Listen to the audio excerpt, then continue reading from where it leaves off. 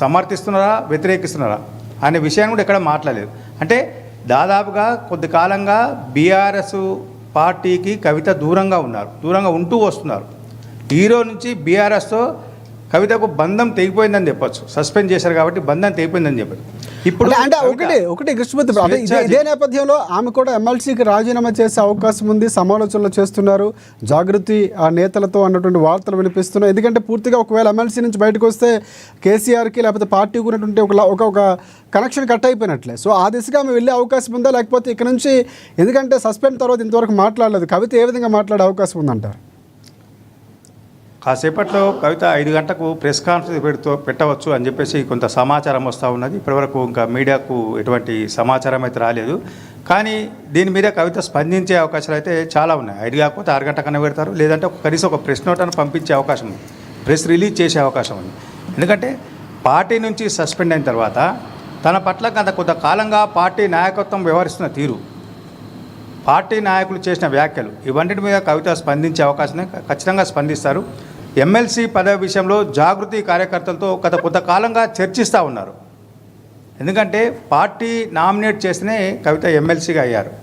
కానీ party nominate చేసిన పదవిని ఉంచుకోవాలా వద్దా, పార్టీ నాయకత్వం యొక్క అభిప్రాయం కూడా ఏ రకంగా ఉందన్న విషయాన్ని కూడా కొంత జాగృతి శ్రేణులతోటి కవిత చర్చిస్తుండగా మనకున్న సమాచారం.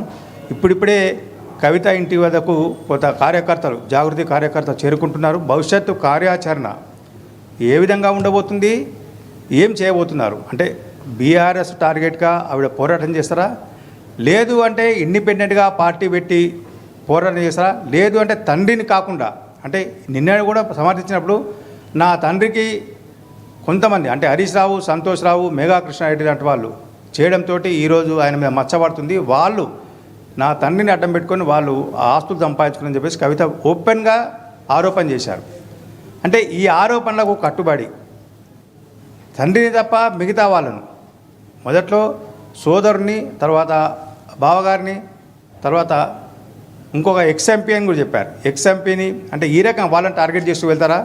గతంలో సూర్యాపేట ఎమ్మెల్యే మాజీ మంత్రి జయశరణ్ కూడా ఉద్దేశించి కవిత చేశారట. వీళ్ళందరినీ టార్గెట్ చేసుకుని మాట్లాడతారా, లేదు అంటే ఈసారి ఈ సమావేశంలో సాయంత్రం పెట్టేటువంటి కార్యకర్తల మీటింగ్ పెట్టి చెప్తారా తన వైఖరిందని, లేదంటే మీడియా సమావేశం నిర్వహించి తన వైఖరి చెప్పబోతున్నారా, తన భవిష్యత్తు కార్యాచరణ ఏ రకంగా ఉండబోతుంది?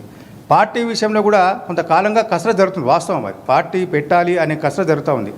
కానీ పార్టీ పెట్టడం అంటే ఇప్పుడున్నటువంటి రాష్ట్రంలో ఉన్నటువంటి రాజకీయ పరిస్థితులు, రాజకీయ వ్యాక్యూమ్ ఏ రకంగా పార్టీ పెడితే కలిసి వస్తుంది, ఉన్న వ్యాక్యూమ్ ఏ రకంగా ఉంది, తాను పార్టీ పెడితే తనతో కలిసి వచ్చే వాళ్ళ నేతలు ఎవరు, ఇవన్నీ కూడా కొంత ఆలోచన చేసుకొని ముందుకు వెళ్ళాల్సిన అవసరం ఉంటుంది. కాబట్టి ఆ కోణంలో కూడా కవిత ఇప్పుడిప్పుడే కార్యకర్తలు వస్తూ ఉన్నారు. జిల్లా నుంచి కూడా కొంతమంది నాయకులు, జాగృతి శ్రేణులు బయలుదేరారు, కీలక నేతలు అని చెప్తా ఉన్నారు. వచ్చిన తర్వాత కీలక నేతల సమావేశం నిర్వహించి భవిష్యత్తు కార్యాచరణ ఏ రకంగా ఉండబోతుంది అనే విషయంలో కొంత సాయంత్రం వరకు కవిత నుంచి కూడా క్లారిటీ వచ్చే అవకాశం ఉంది. రాజశేఖర్,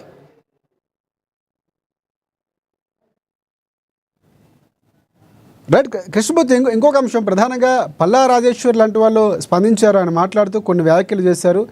కాంగ్రెస్ వెనకుండి ఈ వ్యాఖ్యలు చేపిస్తుంది కవిత చేత అన్నటువంటి వ్యాఖ్యలు, కార్యకర్తలు అభీష్టం మేరకే ఆమెను సస్పెండ్ చేయడం జరిగిందని కూడా ఆయన వివరణ ఇచ్చారు. ఏంటి అసలు అంటే కాంగ్రెస్ పార్టీని ఇన్వాల్వ్ చేయడం రాజకీయంగా బీఆర్ఎస్ పార్టీ ఒక అస్త్రంగా మార్చుకుంటుందా, నిజంగానే కవిత వెనకాల రేవంత్ రెడ్డి లేకపోతే మిగతా వాళ్ళు ఉన్నారా? అంటే నిన్న కవిత మాట్లాడిన విషయం ప్రెస్ కాన్ఫరెన్స్లో మనం పరిశీలిస్తే, ఎస్ కాళేశ్వరంలో అవినీతి జరిగింది, కానీ ఆ అవినీతికి కేసీఆర్కు సంబంధం లేదు.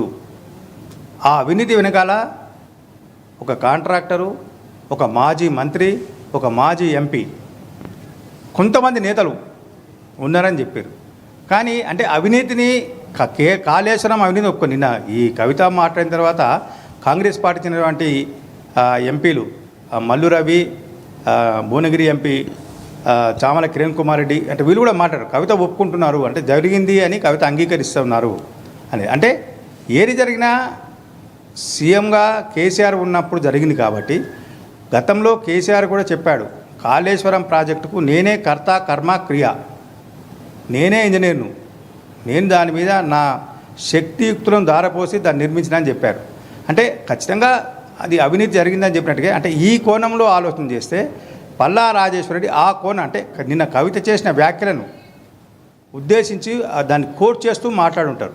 అంటే కవిత వ్యాఖ్యలు కాంగ్రెస్ పార్టీ ఏదైతే సిబిఐ ఎంక్వైరీకి ఆదేశిస్తూ అసెంబ్లీలో నిర్ణయం తీసుకుందో దాన్ని కవిత సమర్థించినట్టే. అంటే బీఆర్ఎస్ను ప్రజల్లో చులకన చేసేందుకు, బీఆర్ఎస్ను ప్రజల్లో పలచన చేసేందుకు కవితను అడ్డం పెట్టుకొని కాంగ్రెస్ పార్టీ కొంత ప్రయత్నాలు చేస్తూ ఉన్నది అని చెప్పేసి పల్లా రాజేశ్వరరెడ్డి వ్యాఖ్యలు చేసినట్టు ఉంది. అంటే ఈ వ్యాఖ్యల వెనుక కూడా కవిత తను మొదటి నుంచి చెప్తా ఉన్నారు, తన తండ్రిని కొంత కోటరి, కేసీఆర్ను కొంత కోటరి, చుట్టూ దయ్యాలు వీళ్ళు ఉండి ఆయన తప్పుదారి పట్టిస్తూ ఉన్నారు. పార్టీ ఎన్నికల్లో ఓడిపోవడానికి కానీ, లోక్సభ ఎన్నికల్లో పార్టీకి ఒక్క సీటు కూడా రాకపోవడం కానీ, ఇవన్నిటి వెనకాల కొంతమంది నాయకుల యొక్క స్వార్థము, వాళ్ళ యొక్క కుట్రలు ఇవన్నీ పనిచేస్తూ ఉన్నాయి.